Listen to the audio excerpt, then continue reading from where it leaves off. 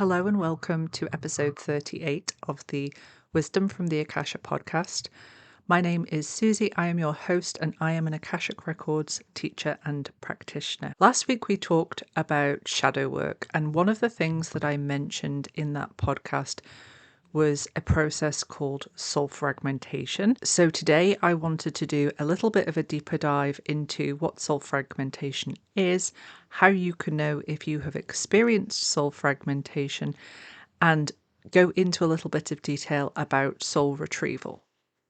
You will sometimes see soul fragmentation referred to as soul loss, but I refer to it specifically as soul fragmentation because soul loss implies that you can't get that piece back or that it's gone forever. And that's never ever the case. No matter how much soul fragmentation you have experienced, there is always the opportunity to invite those fragments back. So this is why I'm going to continually refer to this process as soul fragmentation.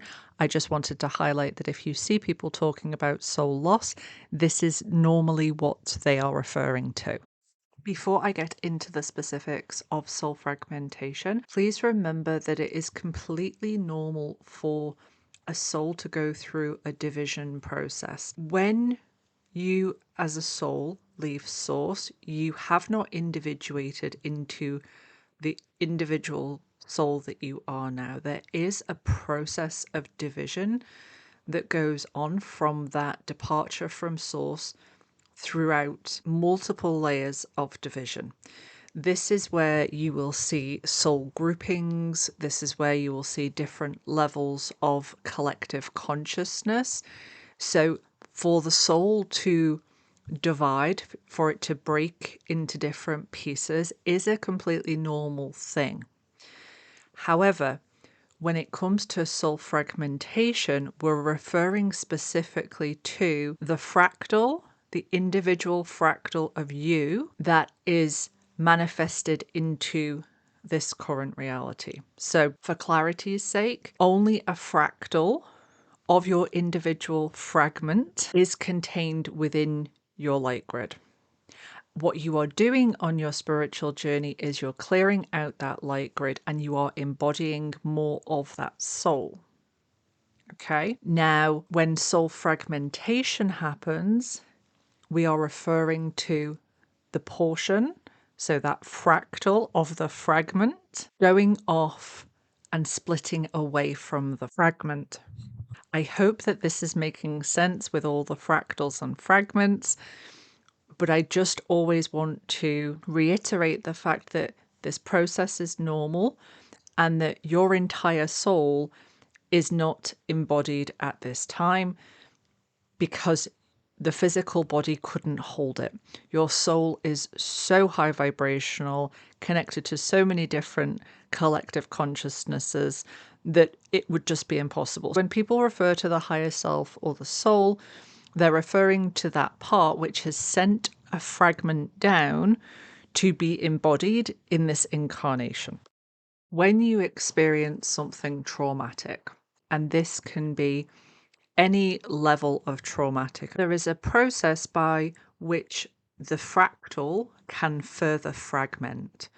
So it's essentially like a safety feature that the soul has that when it experiences something traumatic, to enable it to continue on with the incarnation and not be continually weighed down by the energetic stagnation from the trauma that has occurred. It will fragment off, and then the fragment goes off into the astral realm and usually lives in an energetic loop of the event that occurred. So this is what soul fragmentation is when we're talking about it in respect of experiencing trauma and in respect of when we are looking to do soul retrieval. When you come to undertake soul retrieval work, either for yourself or with a practitioner, in the retrieval process, what is happening is we are inviting that fractal back. The fractal itself has free will.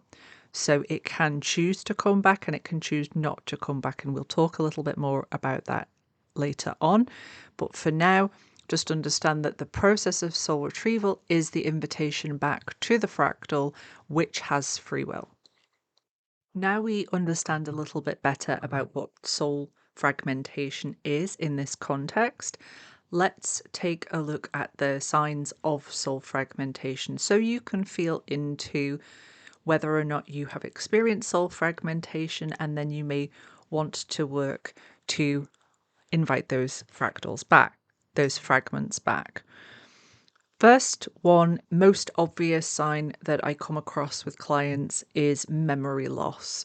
So having chunks of time missing, specifically from childhood. And this would look something like being able to remember age 5, age 6, but then 7 and 8 missing, and then the memory kicking back in at age 9.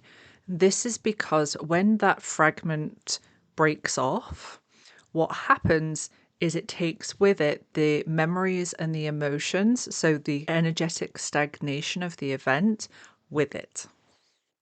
Another common sign that I see with clients who have experienced soul fragmentation is a real difficulty connecting into and balancing the lower 3 primary chakras. From a developmental perspective, those lower 3 primary chakras are very dominant when we are in childhood and teenage years. And when soul fragmentation occurs, there's a fracturing in the light grid, and this is often energetically connected to one of these 3 lower primary chakras. When this person gets older and they want to start balancing the root chakra or the sacral chakra, they can find that it's really difficult for them to connect into that chakra because it's essentially like an energetic leak, because this fracturing going on between the light grid and that fragment that is not within the central column and not still contained within the main frame of the light grid. For these individuals, unfortunately, they tend to experience long and dark periods of depression. They may experience emotional numbness, and they may end up addicted to substances as a form of escape, of not feeling whole, not feeling complete. Individuals who have experienced this soul fragmentation will avoid vulnerability. They will be scared to be vulnerable. It won't feel safe for them to feel vulnerable, and they may experience chronic illnesses or a deep fatigue, an emptiness, this feeling of not being complete and whole, and having all of your prana, all of your life force available to you. As you can see, soul fragmentation really does have a knock-on effect to the individual and the quality of life. And this is where soul retrieval processes come in. Now, there are many ways of undertaking soul retrieval. I teach in level 1 for you to be able to do soul retrieval on yourself in the Akashic Records. And in level 3, I teach you how to do soul retrieval on other people. I personally do not offer soul retrieval as a one-off session. I do undertake soul retrieval on individuals when it's indicated by the Akashic Records that this would be helpful and that that person is ready to receive those fragments back. When you are inviting those fragments back, you have to be inviting them back to a light grid that is different than the one that it fragmented from. It's normally the case that we can't do soul retrieval work until we have done some work in healing and transmutation of that energetic stagnation that we are aware of. So if you are someone who is currently working on your inner child healing or your shadow work, like we talked about last week, focus on that, because that is essentially preparing the light grid to then get it to a point where when you invite those fragments back, there's more chance that they will use their free will and say yes to returning. Another health warning essentially in respect of doing soul retrieval work is it can be the case, not always, but it can be the case that when you invite the fragment back, the memories of the events that led to the fragmentation are also going to come back. It can be really helpful to work on this process with a coach, with a therapist, with somebody that you trust. This can also help you go through that period of reintegration, because once you have invited those fractals back and that energetic stagnation has returned, you then have to be able to transmute that energetic stagnation. So sit with the pain and the emotions that have arisen, and having practices and support to do that can be very important for you. You can do soul retrieval work on yourself, and there's absolutely no problem with anyone doing that. Everything you need to be able to do in this lifetime is already within you. You have access to all of these tools. Where the support of somebody else comes in is some people will find that helpful to have that support. And if you need that, as I said last week, please never be afraid of asking for help on your spiritual journey. It doesn't mean that you don't have the ability to do it, just means that you are seeking help and advice where, as and when you need it. The Akashic Records are not the only modality that you can do this soul retrieval work in. This is work that is undertaken also by shamanic practitioners, astral workers. You can do this work in meditation. There are lots of ways to do soul retrieval work. And always, always, always go with a methodology and a practice that really resonates with you, and with a practitioner with whom you feel a very strong resonance with. Someone that you can trust, because this is deep healing work to be done. I'd also just like to say here, if you undertake some soul retrieval work on yourself and the fragment doesn't want to come back, or you get some pieces back and not all of them, please do not worry. Please do not beat yourself up. You haven't done anything wrong. It's completely okay. It can take time to invite these fragments back, and it can take time for them to feel safe enough to come back. Even retrieving one fragment is a massive achievement in respect of your healing journey for an incarnation. Don't worry, those fragments aren't lost forever.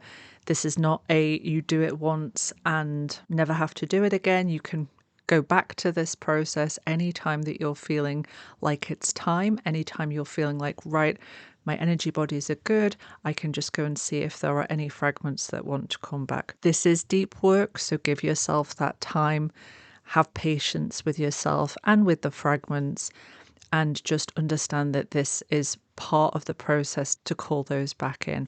Not only on your spiritual journey are you embodying more of that soul that we talked about at the start, but you're also calling these fragments in, and this is big work. So just give yourself a little bit of grace with this.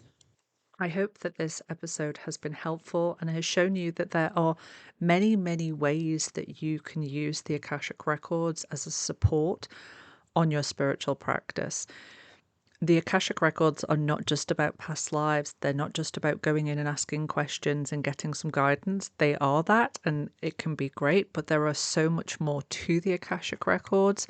And for those of you who are personal practitioners of the records, I do encourage you to really try to expand your range of the endless possibilities that there are within your Akashic Records practice. The only limitation that you're ever going to have in respect of your own personal practice is those that you have self-imposed. Self-imposed beliefs about what you can and can't do in the Akashic Records are really what you need to look at deconstructing, because the Akashic Records are available for so much more than just information. As always, I hope that you have a restful weekend spent with your loved ones, and I shall see you next week for the next episode.